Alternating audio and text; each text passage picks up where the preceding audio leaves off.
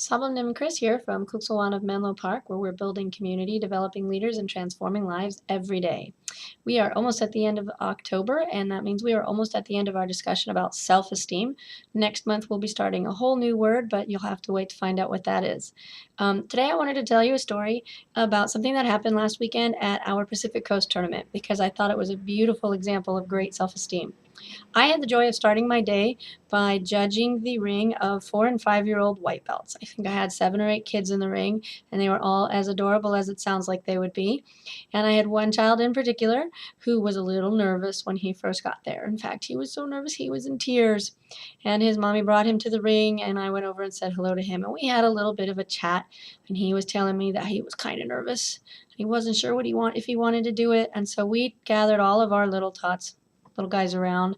We had a little chat about what it means to have courage, and we talked about how that meant that sometimes we do things that are scary and we do them anyway, and it doesn't mean we're not scared, but we try. And so I asked a couple of the kids what they could think of that might help him and what they could say. And one of the kids said, "I'll help you out." And then another kid said, "You can do it." And they all said, "Yeah, you can do it." So then they all said, "I can do it." And not only did this little guy end up competing, he competed in 3 events, and by the time he was done with the first event, he had a huge smile on his face, and that huge smile stayed on his face all the way through the rest of the day, including when he was up on the medal stand getting a medal for how well he did in sparring.